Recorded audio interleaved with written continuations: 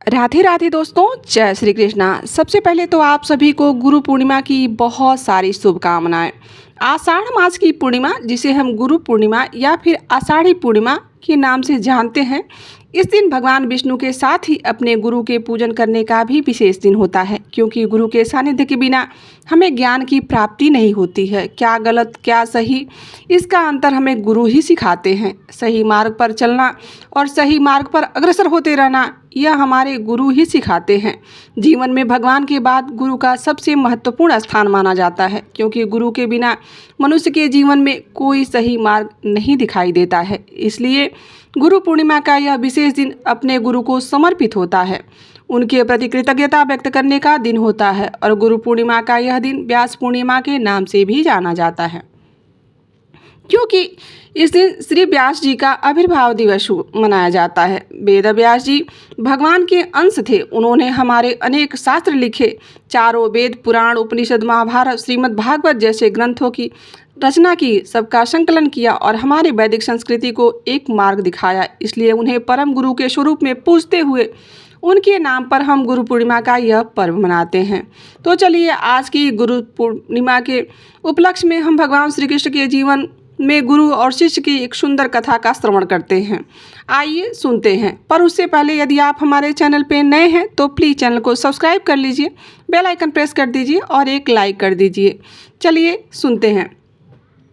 जब भगवान श्री कृष्ण ने कंस और चारुण का वध कर दिया था, अग्रसेन महाराज गद्दी पर विराजमान हो गए थे। उसके बाद उनसे पूछा कि हे राजन, अब हमारे लिए क्या आज्ञा है।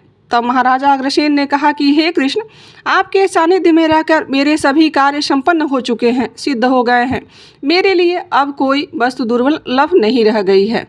आप दोनों उज्जैन जाकर अध्ययन कर लीजिए और शिक्षा प्राप्त कीजिए।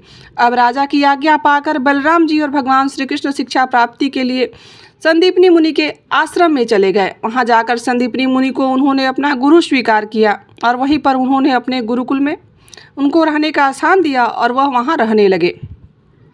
वहाँ रहते हुए उन्होंने चारों वेदों का कंठस्थ किया। इसके उपरांत आचार विचार और संपूर्ण ज्ञान प्राप्त किया। 64 कलाएं सीखी और रहस्य तथा संहार सहित धनुर्वेद आदि का ज्ञान अर्जित किया। कृष्ण और बलराम की बुद्धि इतनी कुशाग्र थी कि वह मात्र एक बार सुनकर ही किसी भी धर्म ग्रंथ को या फिर किसी भी शास्त्र को कंठस्थ कर लेते थे। उन्होंने 64 दिनों और रातों में 64 विद्याओं का दक्षांत प्राप्त कर लिया था।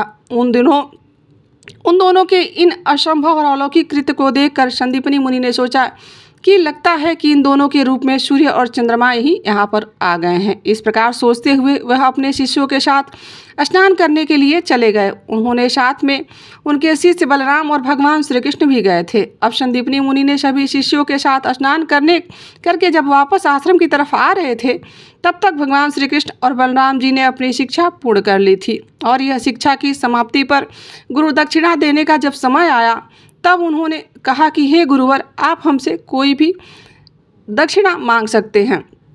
संदीपनी मुनि के आश्रम में जाकर बड़ी ही विनम्रता से यह बात उन्होंने पूछी। गुरुदेव, आज हमने आपसे सब प्रकार की शिक्षा प्राप्त कर ली है। कृपया बताइए कि आपके श्री चरणों में हम आपको क्या गुरु दक्षिणा प्रदान करें। उनके ऐसे प्रिय वचन सुनकर संदीपनी मुनि बहुत प्रसन्न हुए और उन्होंने कहा कि मेरा एक पुत्र था। वह तीर्थ यात्रा के दौरान प्रभास क्षेत्र में अंदर समुद्र में जल में एक कीट द्वारा मारा गया था। अगर आप ला सकते हो तो ला दो। इस बात को सुनकर भगवान श्री कृष्ण और बलराम ने कहा कि जैसी आपकी आज्ञा। इतना कहकर वे तुरंत रथ पर आरूढ़ हो गए और गुरुपुत्र की खोज की तरफ निकल पड़े। प्रभास क्षेत्र पहुँचने पर वे समुद्र तट पर जाकर बैठ गए। परम भगवान श्री कृष्ण और बलराम जी को यहाँ पर आया हुआ देखकर समुद्रदेव तुरंत वहाँ पर प्रकट हुए। उन्होंने अनेक उपहार और भेंट प्रदान किए। उन्होंने बड़ी विनम्रता से आग्रह करते हुए कहा कि हे प्रभु, आप यहाँ पर किस उद्देश्य से आए हैं। समुद्र ने कहा कि वर्षों पूर्व आपने अपनी प्रचंड लहरों से हमारे गुरुपुत्र तब भगवान श्री कृष्ण ने समुद्रदेव से कहा कि वर्षों पहले आपने अपने प्रचंड लहरों में हमारे गुरुपुत्र को समेट लिया था। आप उन्हें इसी क्षण हमारे समक्ष ला दीजिए। यह सुनकर समुद्रदेव ने कहा कि हे भगवान, मैंने नहीं लिया था, अपितु पंचजन्य नामक दीति ने एक वंशज ने उनका अपहरण कर लिया था। उसने ही मगरमच्छ का रूप धारण करके उस बालक को खा लिया था।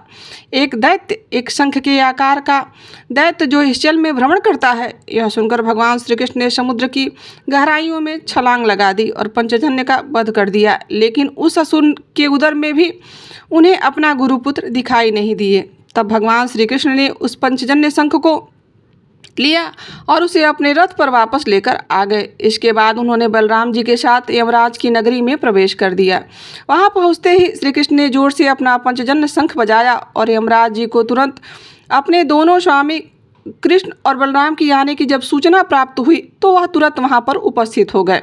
स्कंद पुराण में वर्णन आता है कि भगवान के वहां आने से वहां जितने भी नरकवासी थे सब के सब मुक्त हो गए, सबको स्वर्ग की प्राप्ति हो गई और बैकुंठ धाम को चले गए। अब भगवान के समक्ष हाथ जोड़कर यमराज जी ने कहा कि हे भगवान, आप दोनों मनुष्य रूप में लीला कर रहे हैं। आपका यह सुंदर स्वरूप देखकर मैं तो धन्य हो गया। बताइए आपकी मैं क्या सेवा कर सकता हूँ। तब भगवान श्री कृष्ण ने उत्तर दिया कि हे यमराज, अपने पूर्व कर्मों के फलस्वरूप मेरे गुरुपुत्र को आपके पास लाया गया था।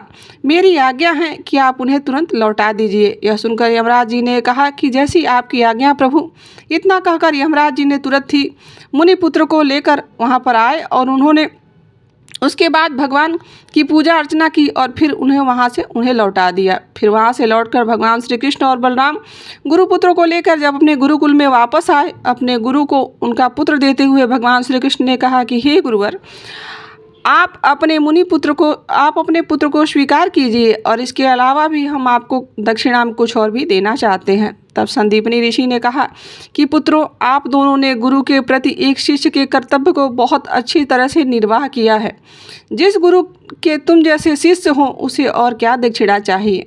अब आप दोनों अपने घर की तरफ प्रस्थान कर जाओ। मैं आपको आशीर्वाद प्रदान करता हूँ कि आप दोनों की ख्याति चारों दिशाओं में फैलेगी और आप दोनों के वचन वेद वाक्यों के समान सदैव सार्थक और सनातन रहेंगे। इस प्रकार से अपने गुरु के आशीर्वाद लेकर और अपने गुरु की दक्षिणा देकर भगवान श्री कृष्ण और बलराम अपने रथ पर चढ़कर मथुरा की तरफ निकल पड़े। जब यह मथुरा वापस आए तो मथुरा वासियों को ऐसा लगा कि मानो उनके प्राण ही जैसे लौट आए, उनकी खोई हुई संपत्ति वापस मिल गई हो। सभी लोगों ने मिलकर भगवान श्री कृष्ण और बलराम जी के आने का भव्य स्वागत किया।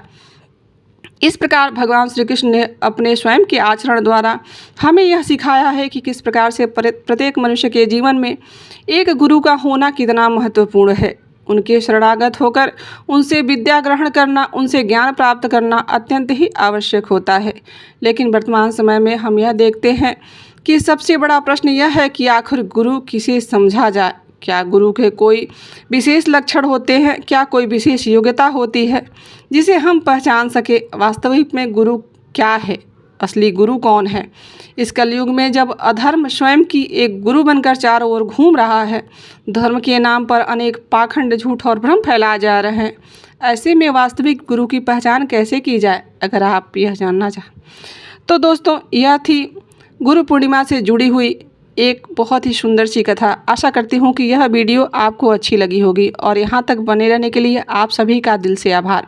मिलते हैं किसी ऐसी ही कथा, कहानी और जानकारी के साथ। अभी के लिए बस इतना ही। राधे राधे, जय श्री कृष्णा।